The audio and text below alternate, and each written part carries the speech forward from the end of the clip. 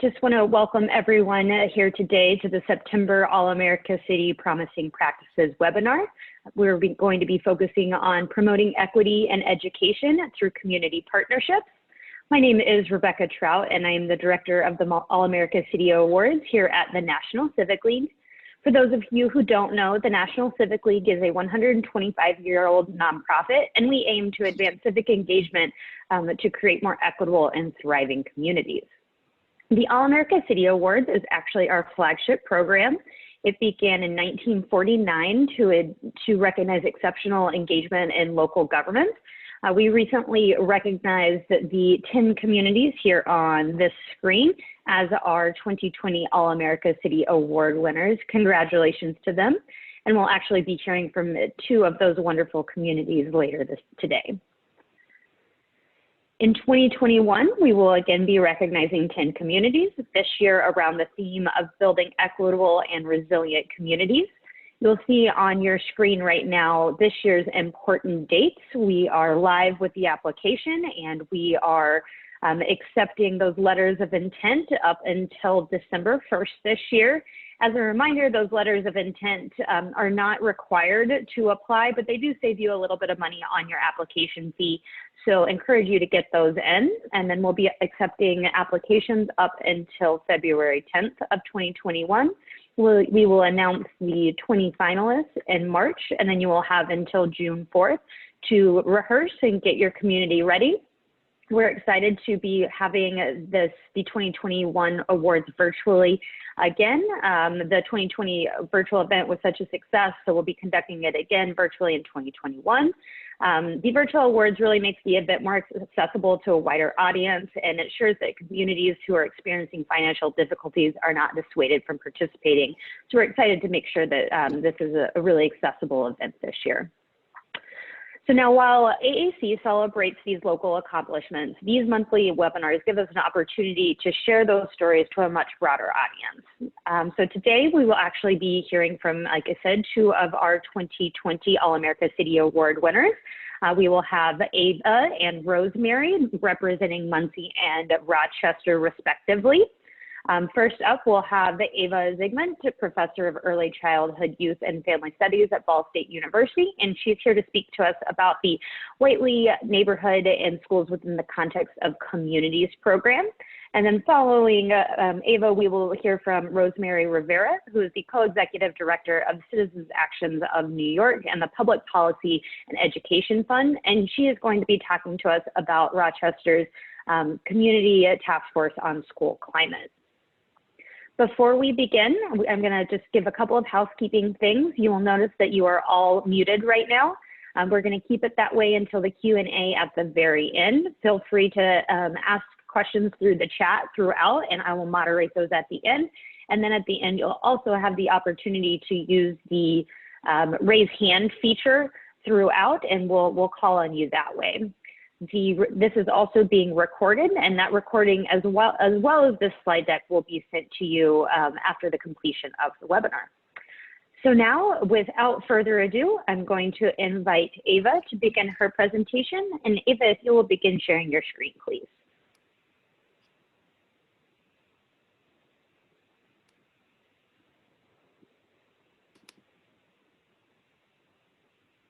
That's not the right one, excuse me. I'm so sorry.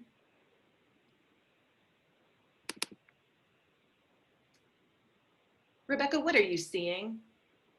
I'm seeing your title slide. Oh, that's interesting. Okay, that's not what I was seeing, so I apologize. Now I can see it. Great. So first of all, thank you, and thank you to the National Civic League. On behalf of the City of Muncie, we're incredibly honored to receive this award, and I'm really, really excited to be here today and to talk for the next 25 minutes and share what I just consider is a really, really good story about some work that has been happening as a university school community collaboration in Muncie over the last 12 years. So just to give a little bit of context for how this started out, in 2008, the university was approached by a member of, actually a colleague and I were approached by a member of the community who I would consider a neighborhood matriarch of the Whiteley neighborhood of Muncie, Indiana. We were serving with her. She was a former teacher. We were serving with her on a United Way committee, and she said, you know, can I talk with you? I really want to share my heart on something. And she said, you know, our kids in Whiteley are getting to school every day. We have the highest attendance rate in the state of Indiana, 98%. Kids and families are getting to school every single day.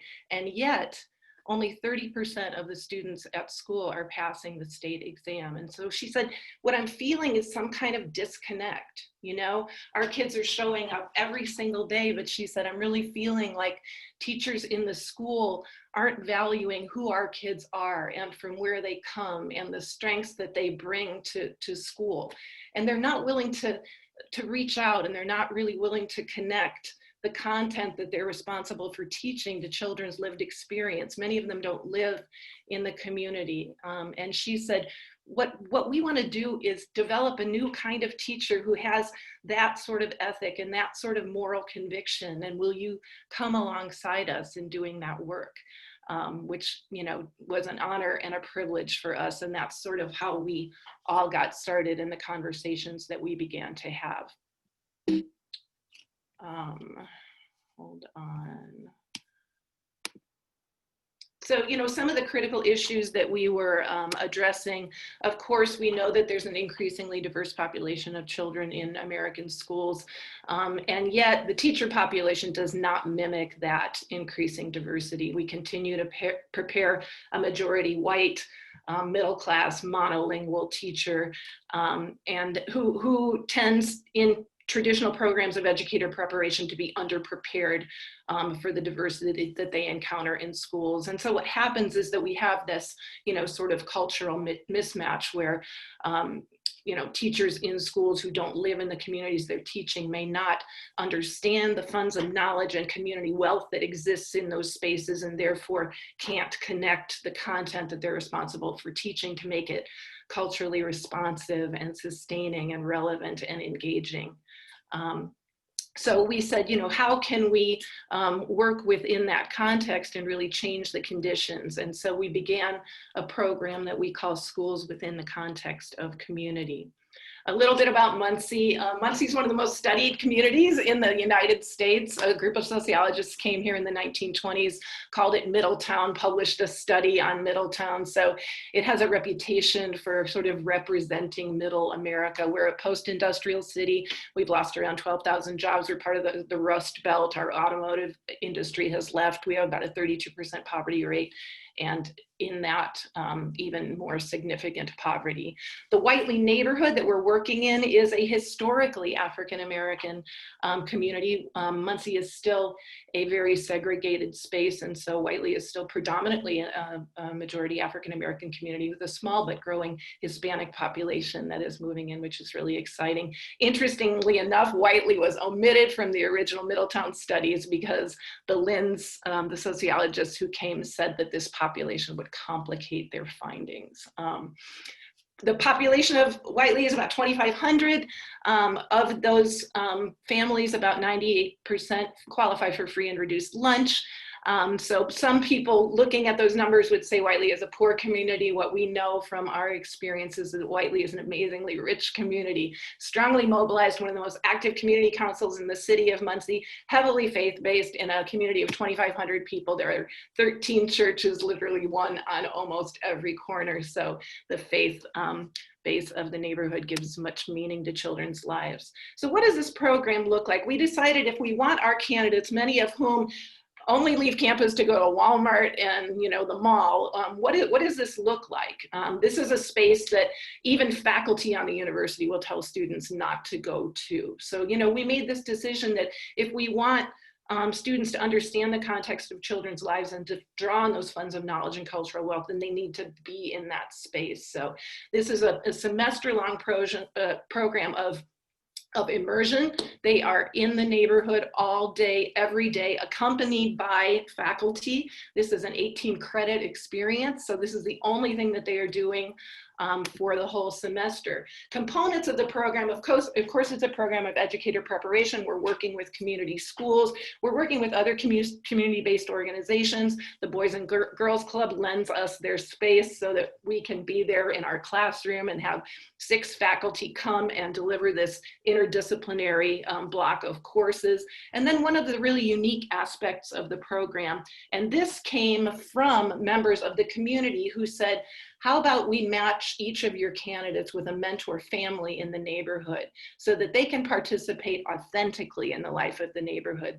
These families would invite them to church, invite them to family gatherings, invite them to come alongside to community council meetings, so they wouldn't be university students sort of peering from the back. They would be authentically engaged in the life of the neighborhood within the context of a mentor family.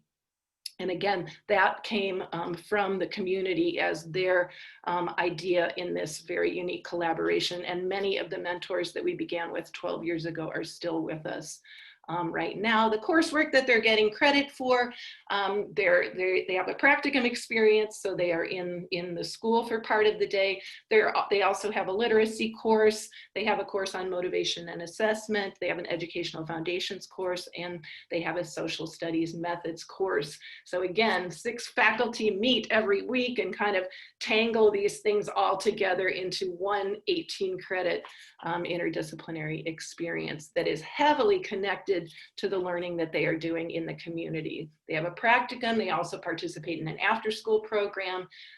And then they are, we keep a community calendar of events. Not only are they interacting with their mentor family, but they're attending, community council meetings and church festivals and neighborhood cleanups and block parties. So they are really, participating heavily in the life of the community. We've never wanted to be, the university is very famous for coming into communities with an idea of what communities need. And we never, from the beginning, it was our commitment not to be that program, that we would listen to the community council and to the concerns of the neighborhood every year and respond to how could we come alongside neighbors in making the priorities that they had for their communities happen, and do that through critical service learning. These are just some photos. Our neighborhood mentors lead us on a community walk every year where we stop at points of pride within the neighborhood, and our candidates begin to see the assets of this poor community. This is one of our neighborhoods sharing efforts about community gardens. The grocery stores in the neighborhood have closed. They have a status as a food desert, so there's a lot of mobilization around developing garden spaces. These are just our mentor families and our candidates following our walk. We do a lot of eating together. We have breakfast, we have lunches where we spend time together. We do what we call courageous conversations every week, where we have the opportunity to really dive deep in issues that are facing the neighborhood and look at those from a systemic point of view. I really like this particular photo because it shows the closeness of candidates and the mentors. And actually, this is a candidate from several years ago, and I know that she is still in direct contact with her mentor family. So these tend to be lifelong relationships. We've had mentors travel across the country to their candidates' weddings. Here's a community council meeting. These happen once a month. There's 50 to 100 people who gather, so our candidates can come and participate and see what neighborhood mobilization looks like. Smaller meetings that we've had, subcommittees in churches. Our candidates have been involved in a lot of fundraising efforts to support the work of the neighborhood. And then, of course, all the while they're taking all of this information in and trying to make meaning of what does this mean for me as a future teacher and how I both teach and reach my future students. One of the other interesting pieces of the mentor relationship is that they're not just families who accept students into the lives of their families, but they also serve as colleagues, and we call them community colleagues. They often serve as curriculum consultants. So when candidates want to do a particular lesson, whether it's an interactive read aloud about race or a civil rights unit, our mentor families will come in and candidates will teach that content to our mentor families. And our mentor families will say, you know, say more of that, or never, ever, ever say that again. So this relationship has evolved over the years, where mentors serve as curriculum consultants and really let us know what content needs to be elevated for children in schools and in the after-school program. This is a literacy event where the candidates amassed a collection of award-winning African-American children's literature, and then community members came in and vetted that literature and chose 20 selections that would become a canon of African-American children's literature in the neighborhood, to which all children would have access in whatever spaces they went. So just some of the impact on the program. We have been tracking the impact in terms of impact on the community, impact on candidates, and of course, if we're doing all this work and there's no impact on P5 student learning, then we have certainly missed the mark. Impact on the community, I don't have enough time, obviously, to go through all of these, but in terms of some of the critical service learning and some of the contribution that we have been able to make alongside our community colleagues, a very significant thing happened in 2009 when we first started, and we asked neighbors the question, you know, what do children need? There was a resounding message that children needed things to do after school and in the summer. They said, we are a community that values education. Our children's lives depend on being successful educationally. Will you come alongside us in that effort? And so we were able to apply for a grant from the Indiana Department of Education and get about $1 million to do after school, Saturday school, and summer program for neighborhood children to ensure that they were reading at grade level by 3rd grade, which is an indicator of high school graduation and post-secondary studies, so much so that Indiana and several other states base their future prison growth on 3rd grade reading scores, which is really interesting. So we were able to get that grant. That program is now in its 11th year, and the data, we've been able to really follow through on that promise to families that if you come alongside us and partner and we work together, that we can promise that for children, and we have been able to do that work together, which we continue to celebrate. Literacy events, another really interesting project in 2013. This chapel, historic Schaefer Chapel, is on the Indiana Registry of Historic Places because of its affiliation with the last documented lynching in the northern states, which happened in Marion, Indiana, about 30 minutes north of Muncie. The pastor from Schaefer Chapel drove to Marion and retrieved the bodies and brought them back to Muncie. He was also a mortician, and the Klan was very active in Muncie at that time, threatened to come and take the boys' bodies, and the neighborhood stood up and held an all-night vigil and circled the church. And so this space has become a place that gives great meaning to the community of who we are and how we stand up against injustice. And so in 2013, the chapel was starting to degrade. We came alongside and did fundraising so that we could replace the steps. I'll show you some photos of that in a minute. We've done a lot of other literacy projects. Literacy has been really held up by neighborhoods as critical for students' success. Here are some pictures of the groundbreaking of the chapel and the new steps coming in. And then we had a restoration celebration where everyone came together. And this is at the moment where neighbors said, our children need to hear these stories. They need to know these stories. We need to keep these stories alive.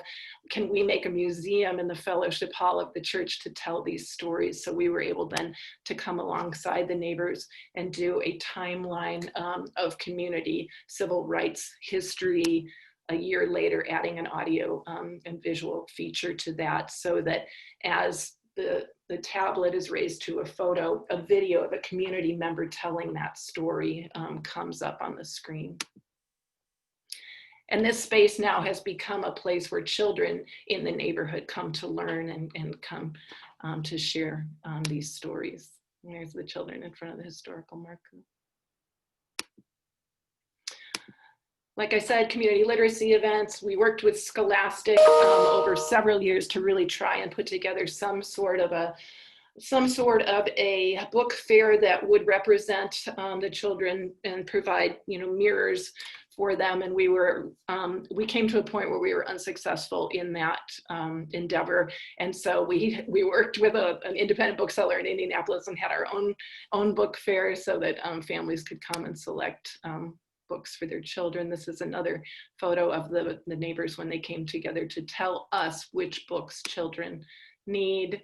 These are free little libraries that the candidates have developed with community members, and a birthday party for the free little library. Impact on student learning. I told you about the after school program that again is now in its 11th year, has been tremendously successful in providing experiences for children outside of the formal school day that are relevant and engaging and culturally responsive and sustaining, where we employ members of the community to deliver that instruction to children. And so we can see iRead is an examination in Indiana that is a high stakes literacy assessment at 3rd grade. If you do not pass iRead, you do not go to 4th grade. So we can see in lighter orange are the state levels, and then Muncie P3, our after school program, those levels. And so since iRead began to be administered, our students have either met or surpassed the state average, which again, we continue to celebrate. Here is a photo of one of our cohorts of students. So impact on candidates, you can imagine that even if candidates don't think that they have a deficit perspective, even if they have elected to participate in this experience, they really don't know what they don't know. And so what I always tell them is, every time you find yourself surprised by something you see in the community, that means you thought something different was going to happen. And so a lot of times in their initial reflections, they, oh, I never expected the school was going to be, or, oh, I never expected people in the neighborhood would be so welcoming, or no, because they have, they've been breathing this smog in the air, if you will. And so at the end of the semester, these are the words that they're describing, the Whiteley and the richness of this experience. So their schema is significantly altered by the relationships that they form with members of the neighborhood. And this is a quote that someone basically says some flavor of every single year. I thought I was going into this experience to help save kids and families. And what I never expected, and what I have come to realize, is that they saved me. And that, I'm really afraid to think of the kind of educator that I would have become had I not had this experience. And they are absolutely eternally grateful. So some of the other outcomes of this program that we would have never ever expected. Oh, I don't know what happened there. Can you see that? I'm sorry. So a lot of people, we started doing some research on the program. We started doing some writing on the program. We published a book about the program. And then people wanted to start coming to Muncie to kind of hang with us and meet the mentor families. And so enough people decided that that was an interesting approach to educator preparation that we were able to form what we call the Alliance for Community Engaged Teacher Preparation. So now we have 47 members of the Alliance around the country. We also have a summer institute on community engaged teacher preparation that unfortunately we were not able to have this year. And Bettina Love was coming, and Willisha Scaife, one of our community mentors who always keynotes. But we will definitely be resuming that.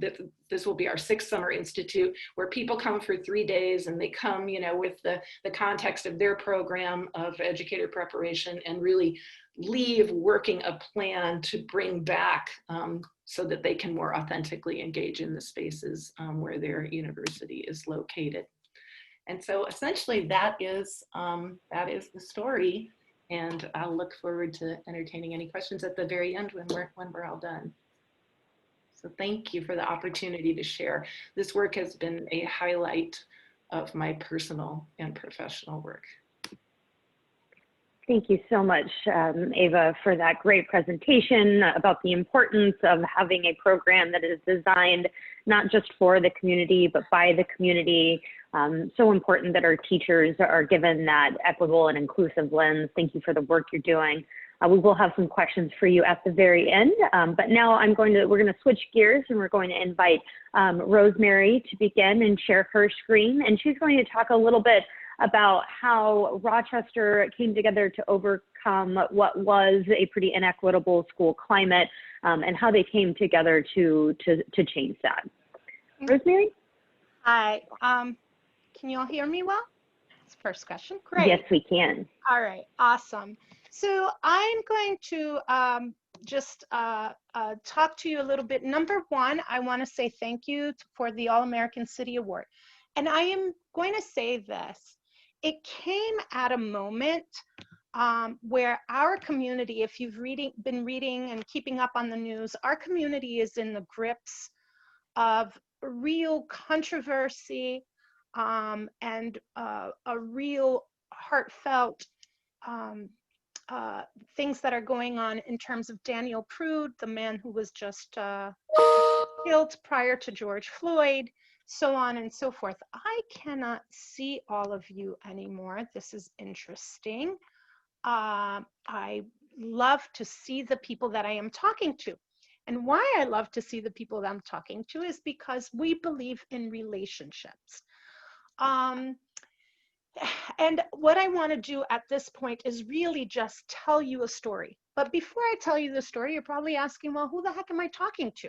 So I thought I would expose myself a little bit to all of you and tell you exactly who I am and my role in the Community Task Force on School Climate in Rochester, New York, which has had tremendous success. So I am Puerto Rican. I happen to be formerly incarcerated. I'm a lesbian, married to a Black woman, living in a white world, so definitely confused. I'm a fighter, a mother, a grandmother, an animal lover, and definitely troubled as a child. So not only have I been leading in this work, I've actually been a directly impacted person in this work.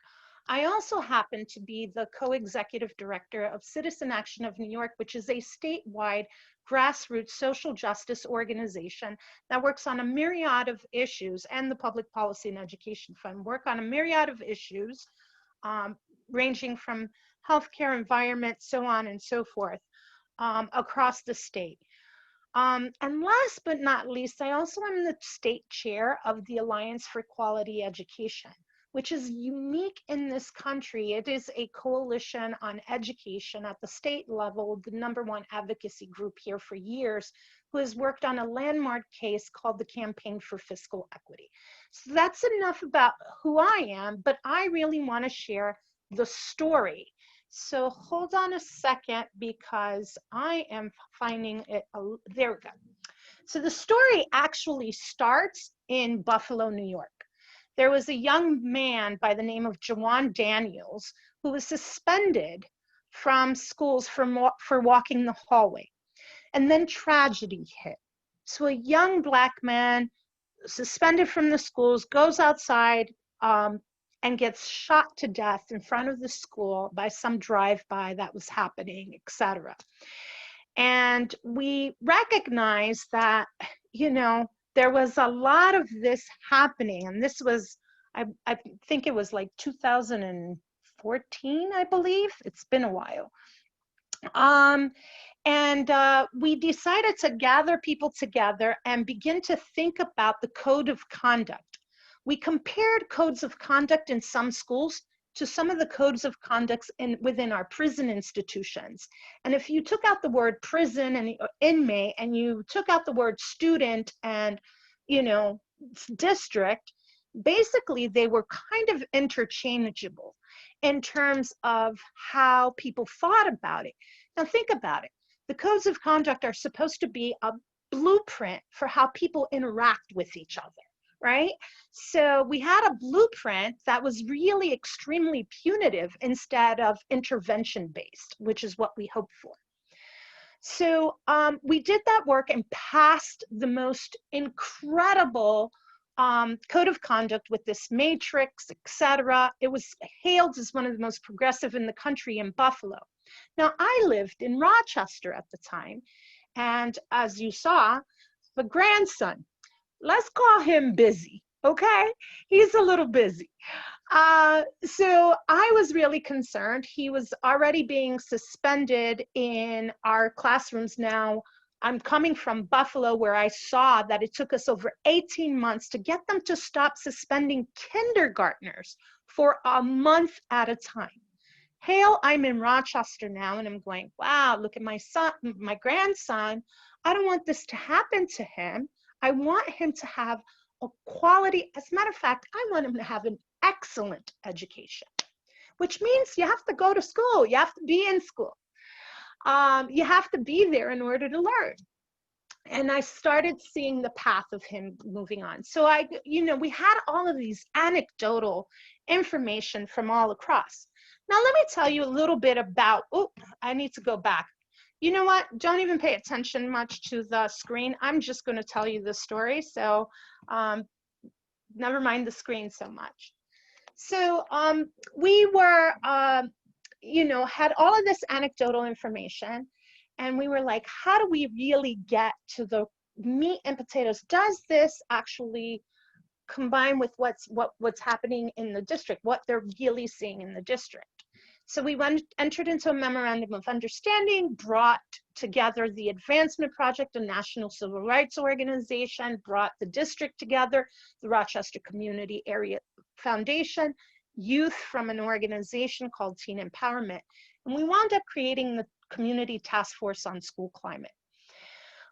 What we did prior to that was create a report that got so much attention from the Attorney General, et cetera, because what we found was that 88%, as you see in the screen, of students who were being pushed out of school, some students were coming in on Monday being told you're suspended until next week. They would come back in on that Monday. They were suspended again.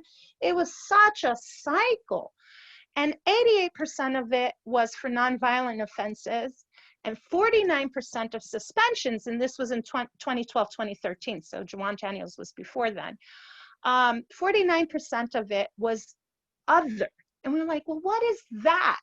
What does other mean? Did somebody have a bad hair day and they decided not to, to push it out? One of the amazing things we found is that schools that had not a very positive school climate, it was in looking at data such as data not on the students, but on the faculty and the teachers. And we found that schools that had not a great environment had a huge number of absences for the staff as well as the students. So that was all very interesting. Let me pause there and just take you back to Rochester and who we are in Rochester. So Rochester, the Rochester City School District in particular, has about 30,000 students. 28,000 of those students are Black or brown, majority Black, and about 3,000 students that are white. Those are in whole numbers, not percentages. We also happen to have the highest extreme poverty in the country. Over 50.1% of our community lives in extreme poverty. And we are probably the third highest in terms of poverty as well. I think there are 3 cities that when you look at, cities around us that also are experiencing that. So poverty, along with the trauma that our students are receiving, plus what we found, which was that the majority of students, the disparities that occurred within our districts and communities. And I'd like to echo what the previous presenter, Eva, talked about, which is our students is 28,000 Black and brown. The majority of our teachers are white. And so that disconnect and mismatch that she talked about is very real in our community as well.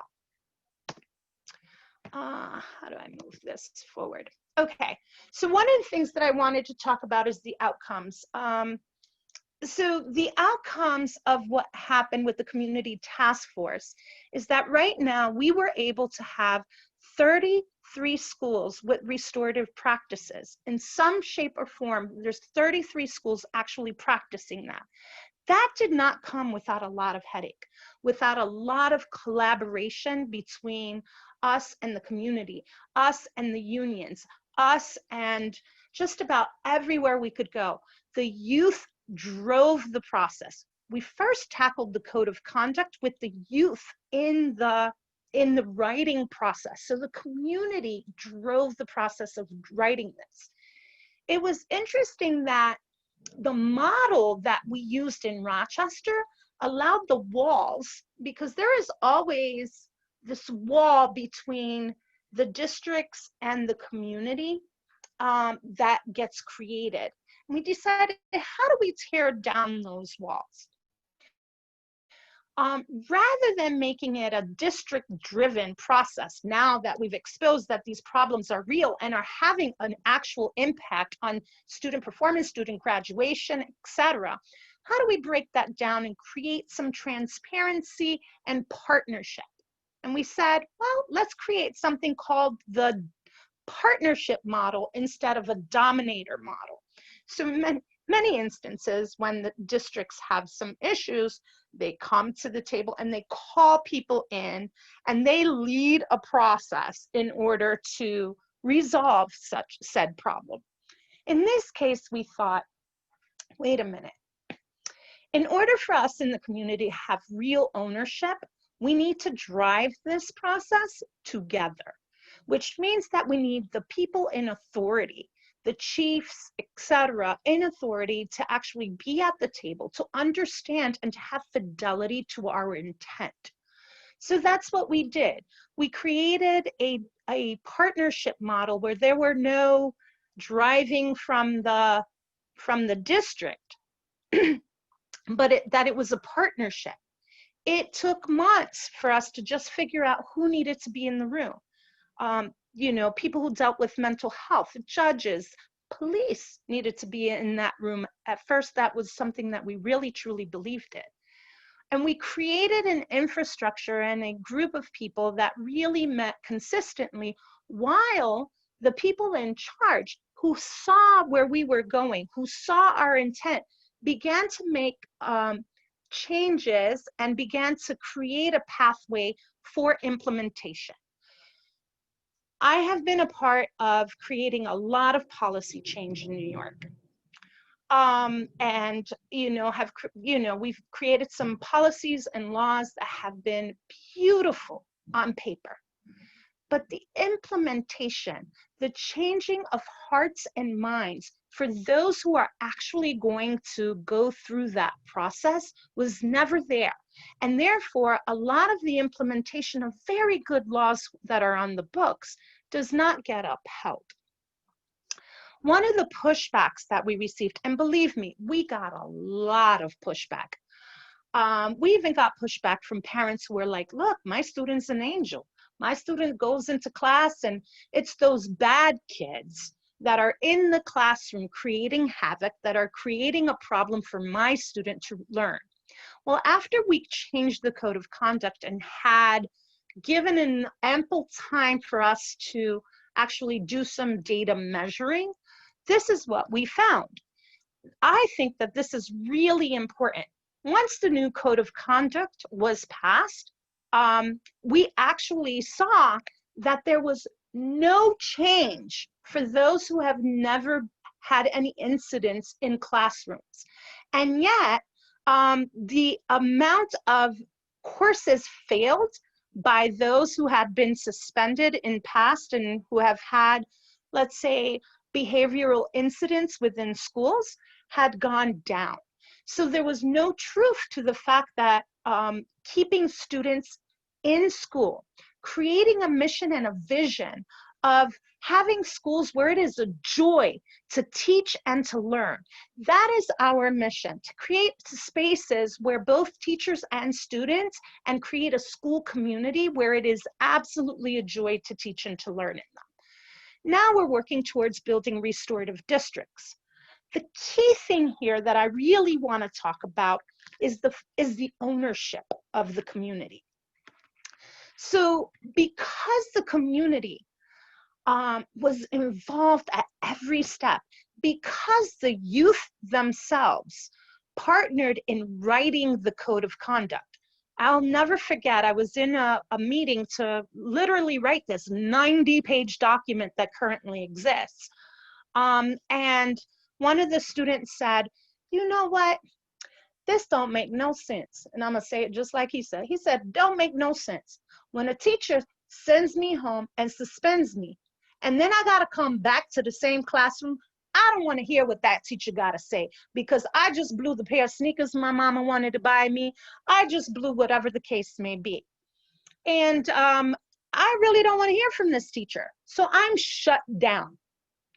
And he said, instead, when we come back from being out on, from being suspended, we should have some sort of a restorative practice that actually restores the relationship between the teacher and the student before they wind up back in the classroom. Therefore, we're getting the best bang for our buck in terms of money that is spent on educating our children, and it creates an atmosphere of restoration, and so that we are not harmed or continue to create harm. It was really interesting. Another thing that we did was that, I'll give another example of this. It's the best way I can do it. Let's say little Tyreek is jumping up and down on the table, and the teacher's has 24 other students that they have to teach. Well, guess what? The tool that was in the pocket of the teacher at the time was to say, you know what, I have 24 other students to teach. I'm writing you a referral. You're going straight to the principal's office. That referral goes straight to the principal's office, and it was an inch towards having that student out the door. Instead, we created something in schools called help zones, where there was an intermediary. Remember, what we're trying to do is go from punitive approaches to intervention-based approaches. So we created these help zones that were staffed by professionals who found out, well, why is Tyreek jumping up on the table to begin with? Was he hungry? Did he experience some traumatic event? Remember the kind of community that we live in here in Rochester, where the poverty has always been at an all-time high, etc. There's a lot of trauma that comes with that within our communities. What happened to Tyreek?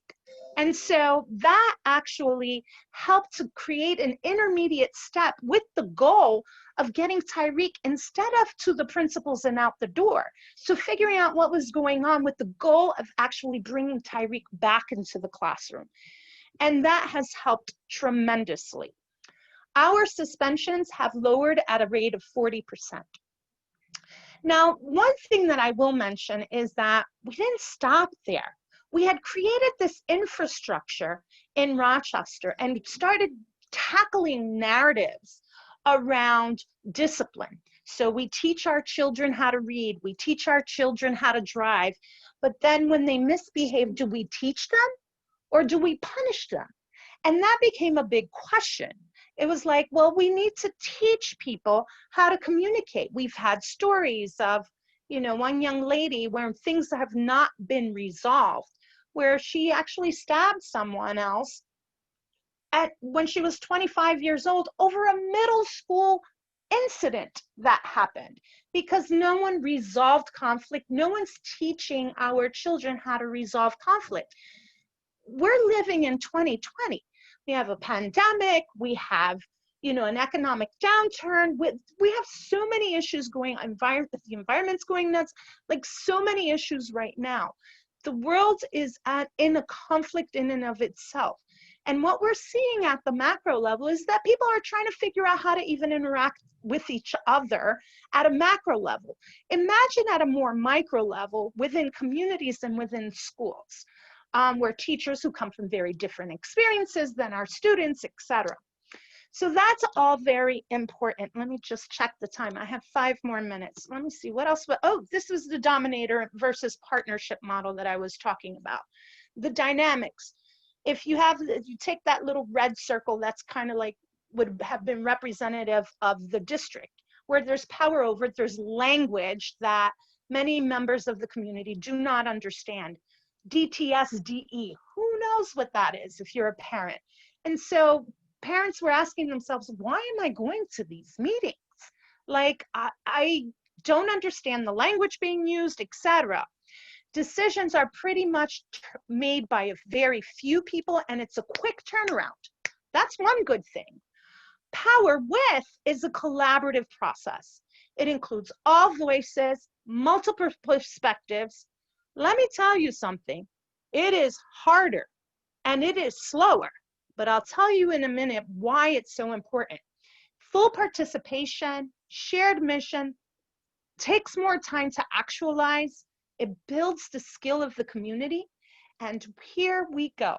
Rochester right now is a district that just has had, remember I told you what's, you know, the basics about our dynamics of what's going on in our districts. We're in the midst of protests every single solitary day, conflict happening all around with Daniel Prude and the George Floyd protests.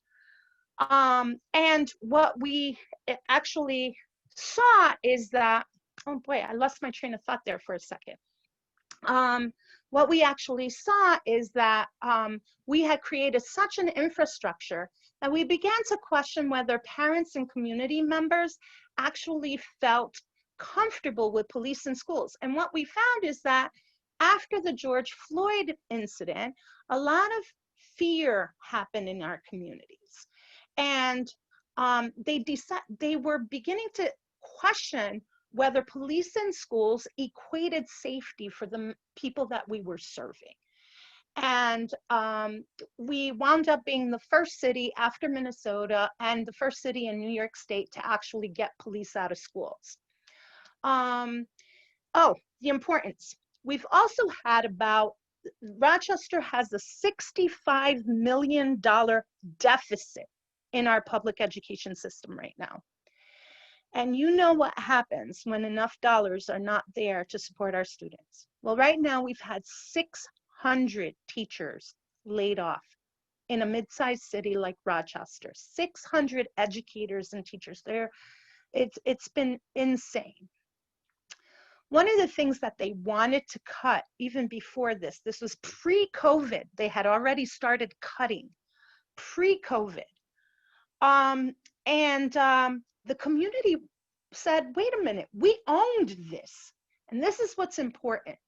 Because we went through this collaborative process with lots of headaches, because when you get a lot of people in a room with a lot of different perspectives, you are bound to have some headaches happen. Very interesting.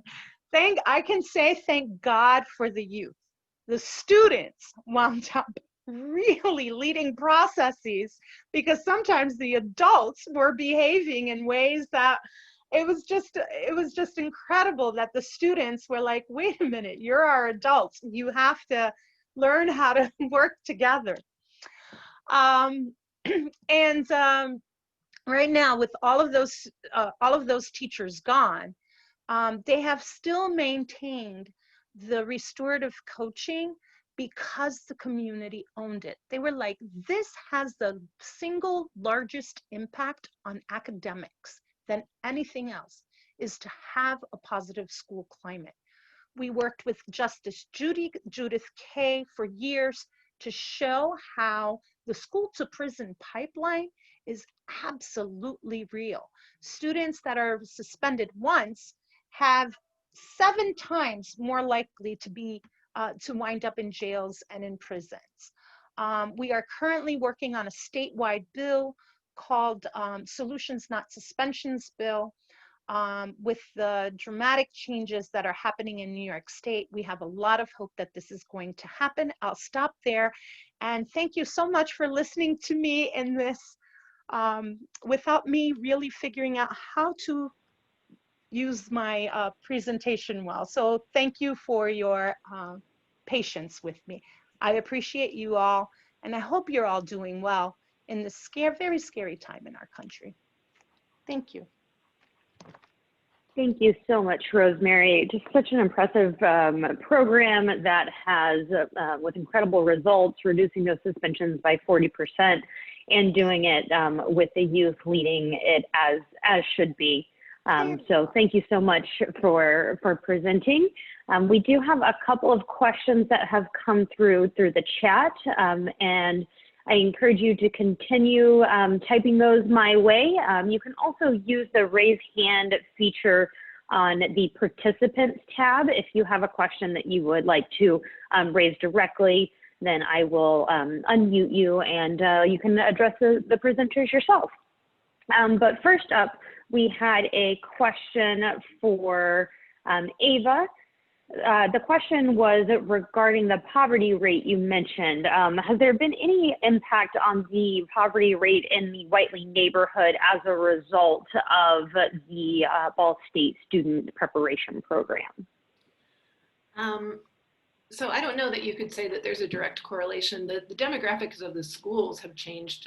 The school has changed significantly since we have been there, but that has been more of a result of school closings in Muncie. You know, we've closed 4 additional elementary schools over the last 10 years, and so different populations of kids get filtered into different directions. What I do know is that we have had, I don't know the exact poverty rate of the neighborhood right now because I more base that on what's happening in the school. But we have had an impact on economic development in the neighborhood with the after school program and employing people from the community in that program. So in every single one of our classrooms, we have a member of the community who is a lead teacher. We have a member of the community that directs the program, a member of the community that's our director of family engagement. And those have been, you know, long-term 10, 11-year positions. So I think that's how I would do that. Wonderful. Thank you for that.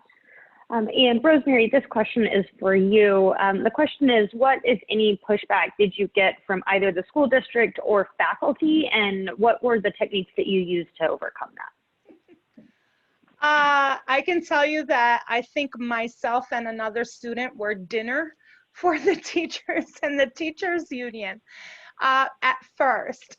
And part of it was, and we really support teachers and teachers unions, let me just be clear on that. But we were dinner because they felt that these were the tools that they had at their disposal. Their tool of suspension was a tool that teachers felt that they needed in order to really maintain the decorum that they needed and that they still need in order to maintain some discipline in their classrooms. We had some of the strongest, I wish I could have shown you that slide.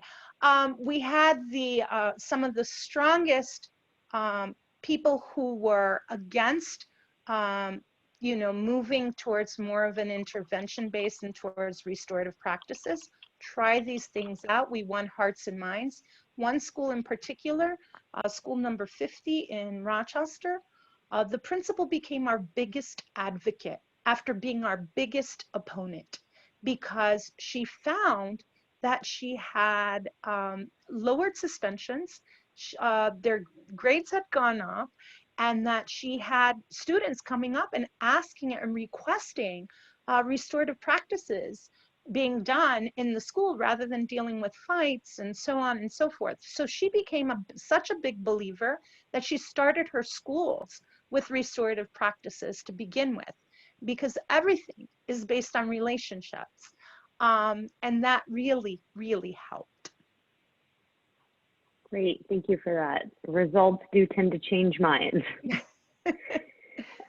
And now I want to actually, we just have a couple of minutes, but there's been an interesting topic raised in this of how all of this, how equity in schools is impacted by COVID, and how, you know, today's times, it puts this even more front and center. And I actually have a question from a participant who I'm going to unmute here so that he can ask this question in his own words. And I think this might be less just specifically for our presenters, but if you have thoughts on this, certainly encourage you to chime in. But I also think it's potentially a question that we might have another kind of conversation about at a later time. So I'm going to actually ask Mr. Aldretti to unmute himself so he can direct this question himself. Paul? Hi, everyone. Yeah, right now I'm the public health equity advocate at the Denver Department of Public Health and Environment. And so we deliver a lot of services and programs in partnership with schools that in communities that are experiencing health disparities and health inequities. And as schools are wrestling with their own issues, trying to ramp back up in this time of COVID, it's very difficult to get those moving. And so what we're wrestling with is how do we align the services that we're trying to do, many of which actually are related to COVID in terms of respiratory issues and asthma and air quality and those type of things, with the issues the schools are wrestling with, so that we can collaboratively advance these issues. So I would love to have a discussion, and I know we don't have time today, but I'm very interested in others' interest in having a discussion about how to advance community partnerships in this new COVID environment in which schools have so many other issues at the top of their minds. I'll say something, and I'm sorry, Eva, would you like to go first? Please, please. Okay. So one of the interesting things about COVID is how people are responding to it. So there's the wealthy parents from across the state of New York have started son sacando, how do you say that in English? Enticing many of the teachers some of our best teachers from public schools to come and create these independent pods.